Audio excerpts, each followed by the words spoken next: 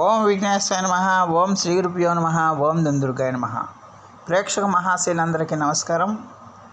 కుంభరాశికి చెందిన జాతకుల్లో ధనిష్ట, శతభిష, పూర్వభద్ర నక్షత్ర జాతకులు ఉంటారు. ధనిష్ట నక్షత్ర జాతకులు 3-4 పాదాల వాళ్ళు, అలాగే శతభిషం నక్షత్ర జాతకులు 1, 2, 3, 4 పాదాలు, అలాగే పూర్వభద్ర నక్షత్ర జాతకులు 1, 2, 3 పాదాల వాళ్ళు కుంభరాశికి చెందిన జాతకులై ఉంటారు. మరి ఈ నక్షత్ర జాతకులకి ఈ ఏప్రిల్ నెల ద్వితీయ పక్షంలో పరిస్థితులు ఎలాగుంటాయనే విషయాన్ని కనుక మనం ఒక్కొక్కటి కూడా అంచనా వేసుకుంటూ పోతే, మరి ఈ ధనిష్ట నక్షత్ర జాతకులకి వాళ్ళకి చాలా వరకు అనుకూలంగా ఉంటుంది. ధనిష్ట నక్షత్ర జాతకుల్లో 3-4 పాదాల వాళ్ళకి ఈ వారం ఈ ద్వితీయ పక్షం అంతా కూడా చాలా వరకు అనుకూలమైన ఫలితాలు ఉంటాయనే విషయాన్ని గమనించాల్సిన అవసరం ఎంతైనా ఉంటుంది. ముఖ్యంగా మీ ఉద్యోగంలో కానీ వ్యాపారంలో కానీ మంచి ఆదాయాన్ని మీరు పొందుతారు, మంచి రాబడులు మీకు వస్తాయనే విషయాన్ని గమనించాల్సిన అవసరం ఉంటుంది. అలాగే ఈ ద్వితీయ పక్షంలో ఈ నక్షత్ర జాతకులు నూతన వస్త్రాలను కొనుగోలు చేయటం, మీకు నచ్చిన విలువైన వస్తువులను కొనుగోలు చేసుకోవడానికి కూడా ఎక్కువగా అవకాశం ఉంటుంది. కొత్త స్త్రీలతో పరిచయాలు ఏర్పడతాయి. ఆ పరిచయాలు కాస్త స్నేహంగా మరి మీ ఇద్దరి మధ్య కూడా మంచి బాండింగ్ ఏర్పడుతుంది. దానివల్ల ఆ స్త్రీల వల్ల కూడా మీకు సుఖ సంతోషాలు సొంతం అవుతాయన్న విషయాన్ని గమనించాల్సిన అవసరం ఎంతైనా ఉంటుంది. అలాగే మీ బంధువులు కానీ మీ స్నేహితుల వాళ్ళు కానీ కూడా మీకు చాలా వరకు అనుకూలమైన ఫలితాలు ఉంటాయి. చాలా సుఖాన్ని కూడా మీరు పొందడానికి అవకాశం ఉంటుందన్న విషయాన్ని గమనించాల్సిన అవసరం ఎంతైనా ఉంటుంది. అలాగే శుభకార్యాలకు కూడా మీరు పాల్గొనడానికి ఎక్కువగా అవకాశం ఉంటుంది. అలాగే ప్రయాణాలు కూడా మీకు చాలా వరకు అనుకూలిస్తాయన్న విషయాన్ని గమనించాల్సిన అవసరం ఉంటుంది.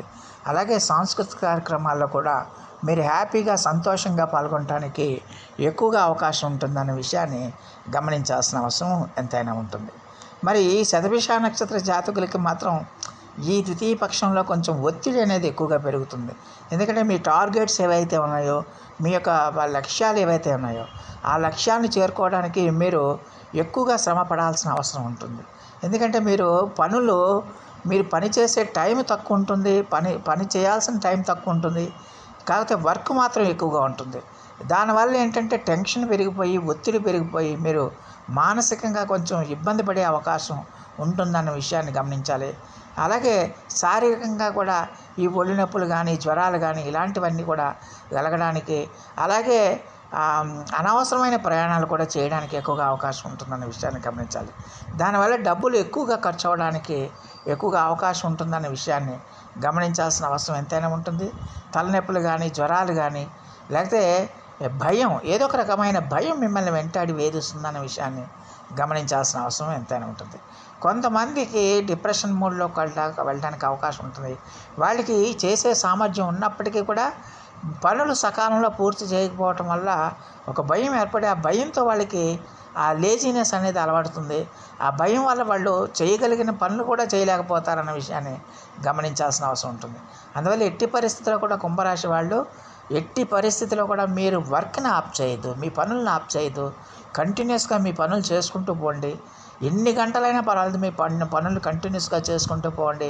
మీకు వచ్చిన అవకాశాలని సద్వినియోగం చేసుకుంటూ పోండి. ఖచ్చితంగా మేలు జరుగుతుందన్న విషయాన్ని గమనించాల్సిన అవసరం ఎంతైనా ఉంటుంది.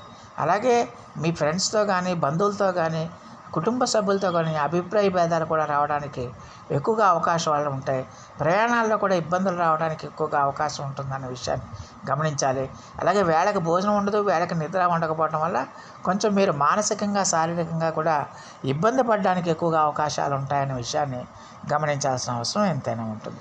మరి ఈ పూర్వభద్ర నక్షత్ర జాతకుల్లో 1, 2, 3 పాదాలకు చెందిన వ్యక్తులు ఎవరైనా సరే ఈ పూర్వభద్ర నక్షత్ర జాతకులే, ఈ కుంభరాశికి చెందిన జాతకులై ఉంటారు. వీళ్ళకి కూడా కొంచెం అనవసరపు ప్రయాణాలు కలగడానికి ఎక్కువగా అవకాశాలు ఉంటాయి. ఆర్థిక నష్టాలు మీకు రావడానికి ఎక్కువగా అవకాశాలు ఉంటాయి. అలాగే వేళకి భోజనం ఉండదు, వేళకి నిద్ర ఉండదు.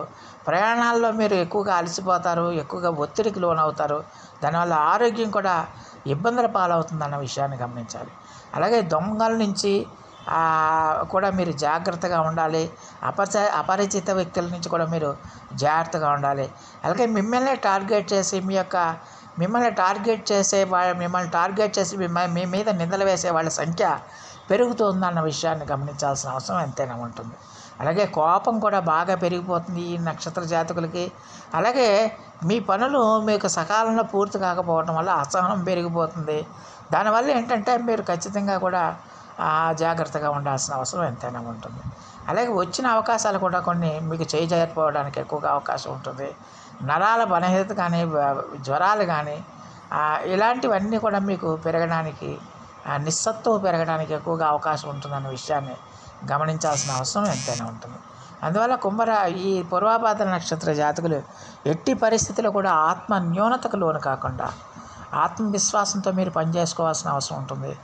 ఆత్మ బలంతో మీరు పనిచేసుకోవాల్సిన అవసరం ఎంతైనా ఉంటుంది. ఎట్టి పరిస్థితుల్లో కూడా మీ ఆత్మవిశ్వాసాన్ని విడిచిపెట్టకూడదు. ఎట్టి పరిస్థితుల్లో కూడా మీ పనుల్ని వాయిదా వేయకూడదు. పనులు ఒత్తిడి ఉన్నప్పటికీ కూడా మీరు కంటిన్యూస్గా ఆ పనులన్నీ చేసుకుంటూ పోతే చాలా వరకు మెరుగైన ఫలితాలు ఉంటాయన్న విషయాన్ని గమనించాల్సిన అవసరం ఎంతైనా ఉంటుంది. మరి ఈ రాశికి చెందిన జాతకులకి, ఈ నక్షత్ర జాతకులకి అయితే ముక్కుడు ఈ ధనిష్ట, శతభిష, అలాగే పూర్వభాద్ర నక్షత్ర జాతకులకి ఖచ్చితంగా కూడా మరి 16, 19, 26, 28 తేదీలు అనేవి చాలా వరకు అనుకూలంగా ఉంటాయి. ఆయా తేదీలో మీరు ఏ కార్యక్రమాలన్నా ప్రారంభించవచ్చు, ఎలాంటి నిర్ణయాలన్నా చేయొచ్చు, ఎలాంటి కార్యక్రమాల కన్నా మీరు శ్రీకారం చుట్టవచ్చు. అలాగే 21, 24 తేదీలు మీకు అంత అనుకూలంగా ఉండవు. ఆయా తేదీల్లో మీరు ఎలాంటి కొత్త కార్యక్రమం కానీ, కొత్త పనులు కానీ మీరు ప్రారంభించకుండా ఉండటమే మంచిదన్న విషయాన్ని ఈ నక్షత్ర జాతకులు తెలుసుకోవాల్సిన అవసరం ఎంతైనా ఉంటుంది. మరి ఈ రాశికి చెందిన జాతకులు అందరూ కూడా మరి ఈ ద్వితీయ పక్షం అంతా కూడా ఖచ్చితంగా కూడా ప్రతిరోజు కూడా సుబ్రహ్మణ్య ఆరాధన చేయండి, అంగారక స్తోత్ర పఠనం చేయండి, అలాగే నిత్యము కూడా శని జపం చేయండి, అలాగే నిత్యము కూడా విష్ణు సహస్రనామ పారాయణం చేయడం వల్ల చాలా వరకు సమస్య నుంచి మీరు బయటపడటానికి ఎక్కువగా అవకాశం ఉంటుందన్న విషయాన్ని ఈ రాశికి చెందిన జాతకులు తెలుసుకోవాల్సిన అవసరం ఎంతైనా ఉంటుంది. సో ప్రేక్షకులందరికీ ఒక మనవి, ఇప్పటివరకు నేను చెప్తున్న ఫలితాలన్నీ కూడా మీ గోచార ఫలితాలే. మీ వ్యక్తిగత జాతకం అనేది ఒకటి ఉంటుంది. మీ పుట్టిన తేదీ, పుట్టిన సమయం, పుట్టిన ఊరిని బట్టి మీ వ్యక్తిగత జాతకం ఆధారపడి ఉంటుంది. కాబట్టి ప్రతి ఒక్కరు కూడా మీ వ్యక్తిగత జాతక పరిశీలన చేయించుకుని అక్కడ జరిగే దశాంతర ఫలితాలు, ఇక్కడ ఈ గోచార ఫలితాలు 2 ఫలితాలను బేరీజ్ వేసుకుని ఆ మేరకు మీరు ఉపచారాలు చేయటం అనేది చాలా వరకు మేలు చేస్తుందన్న విషయాన్ని గమనించాల్సిన అవసరం ఎంతైనా ఉంటుంది. సో ఆ దేవదేవుడు మీ అందరికీ కూడా ఆయుర ఆరోగ్య ఐశ్వర్యాలు ఇవ్వాలని మనస్ఫూర్తిగా వేడుకుంటూ, ఈ నా వీడియో కనుక మీకు నచ్చితే లైక్ చేయండి, షేర్ చేయండి, కామెంట్ చేయండి, సబ్స్క్రైబ్ చేయండి. సర్వేజన సుఖినో భవంతు. నమస్కారం.